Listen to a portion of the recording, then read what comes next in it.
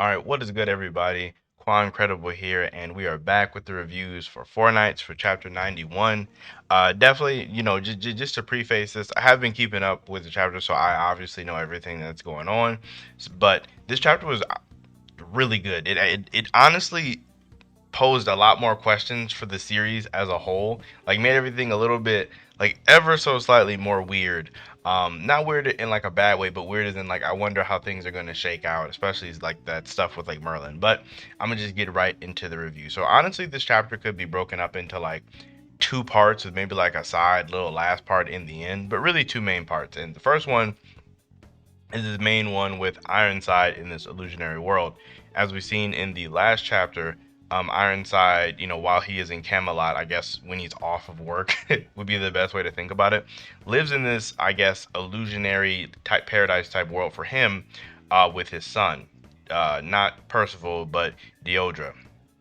I think that's how you say his name. That's how I'm going to say his name, Deodra, for now. If it's pronounced differently, you can let me know in the comments. I'll probably still just say Deodra, but you can still type it in and I'll read it.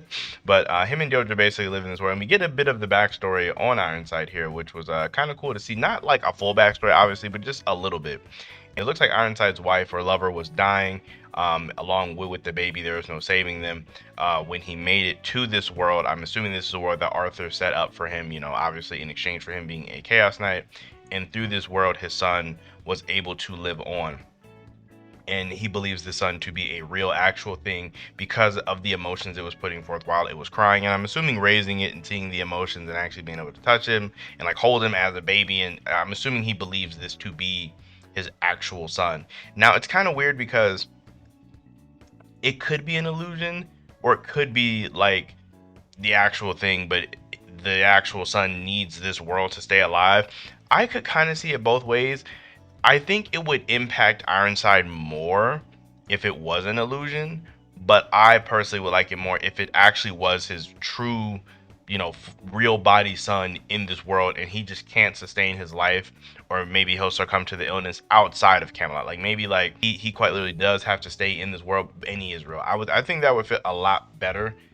Just because there's a lot more things that you could really do with it going forward, because right now there's no really setup for him and Percival meeting each other unless Percival not only goes into Camelot, which he is, like obviously Percival is going to go to Camelot, but goes into Camelot and then fights Ironside in this world. So it's like and then if it's an illusion, it might not have like its own thoughts towards Percival. It might just be mindlessly for Ironside Arthur. So if it's real, then it'll have like some conflict there. So I do want Deodra to be a real person. Now, this whole thing, even talking about Deodra, is very strange because it doesn't, in this flashback, we don't see anything about Percival. So we don't really have a gauge for like who's the older brother or who's the younger brother, or does Ironside, or maybe the baby Ironside lost was Percival and Deodra's just an illusion he thought of. So it's like, it's one of the things where this whole thing is weird. We need a little bit more information so I can start really crafting some theories together, but I like it. I really do.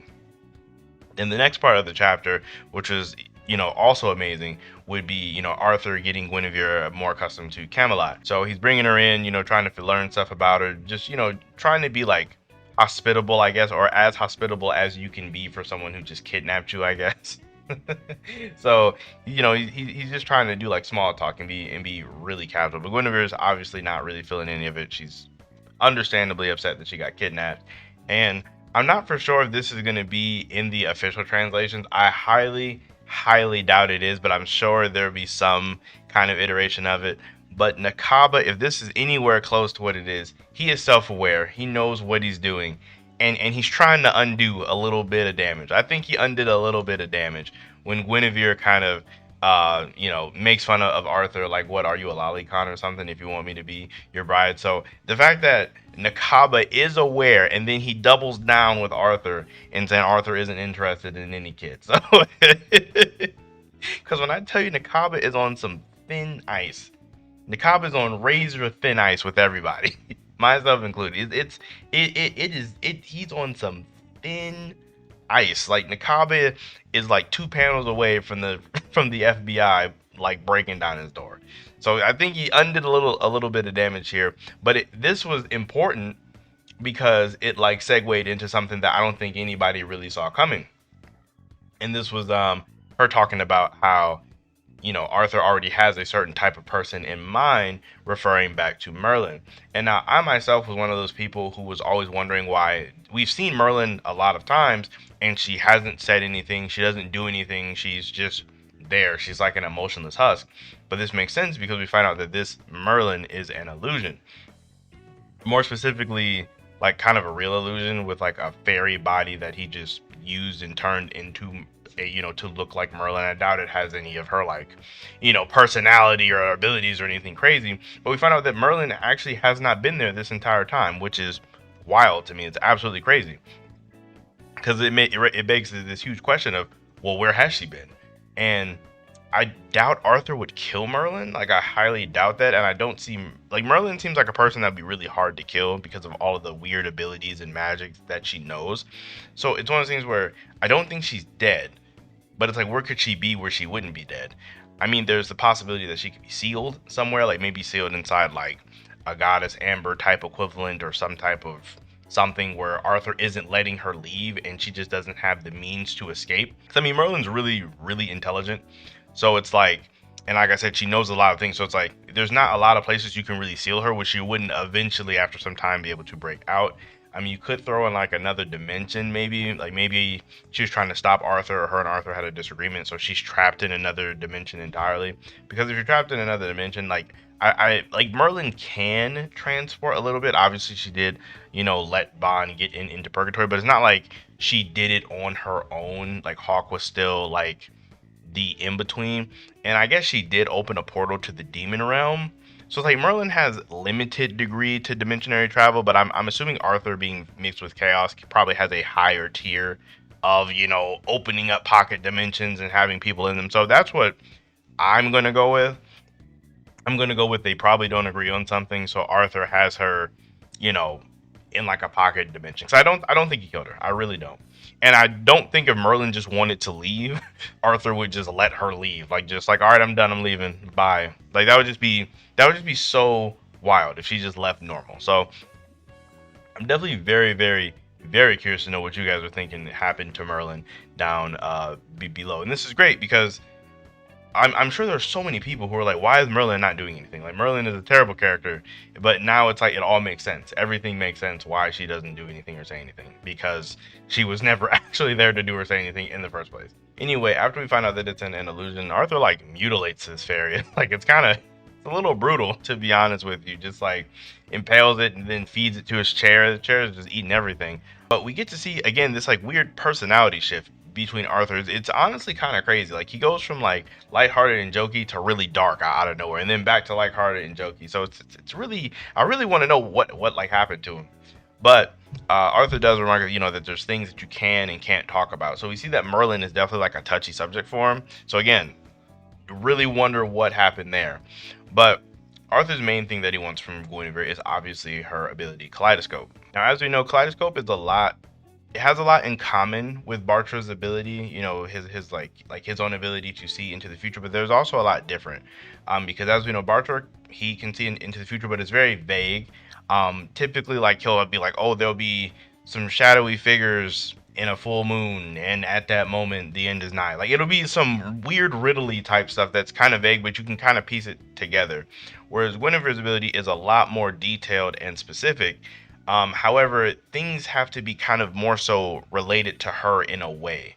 Whereas, Bartra can have a vision about something that is totally unrelated to him, despite the fact that, like, most of his visions that we've gotten in the story have been related to, like, kingdoms ending, wars, or the seven deadly sins, which are all kind of related to him. So it's not too different, but honestly, that's just another conversation. But as I was saying, Guinevere's thing is it has to be related to her specifically. But it's odd because she was able to see what was going to happen to, the Four Knights of Apocalypse and their companions.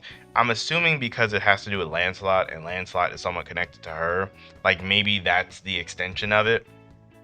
So who knows? But, Arthur is planning to use this ability to his advantage. Now, she does warn him that you can't really alter history. Like, you can't really alter what the future is. or like, you're going to pay a heavy price. So this makes me think that there's, a lot of different ways that different series like in fiction do seeing into the future. Like some people do it to where, you can see into the future and you can change it, or some people do it even if you change the future, history will like try to correct it into its like course, and so on and so forth. But it does sound like Nakaba is going for that, where like you truly cannot ever alter history. Like he's not doing some weird, oh, it's going to split off into a branching path or a parallel universe. No, he's not doing any of that. He's doing, it looks like history is always going to try to make it whatever it was supposed to be. And Arthur himself is going to try to defy that. I mean, again, this does coincide perfectly with his whole chaos, king of chaos and chaos motives and all that. But it does look like that is what Arthur is going for, despite Guinevere warning him that this is, a bad idea.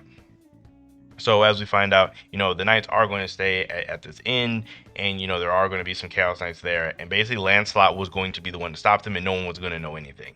And it kind of sucks because Guinevere's giving us like mad spoilers for what's going to happen in the next arc. I mean, granted, Arthur's going to beef. He definitely is beefing it up. He tells Orlandi, which is funny that we even got to hear his name again. I guess he's still like working for Arthur, I guess, but we get to hear Arthur tell Orlandi to, any Chaos Knights in that area to go there to try to intercept the Four Knights. That is. So it looks like this arc is going to be shaken up a bit.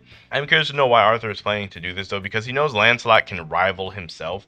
So unless he has Chaos Knights that he believes are close to his strength, or in numbers are close to his strength, I don't know why he's sending more, because he probably just lose to Lancelot, or they probably just lose to Lancelot the same way he was. So maybe there's a bigger plan here. We are just going to have to wait and see for next week. This chapter was hype. I'd probably give it like 7.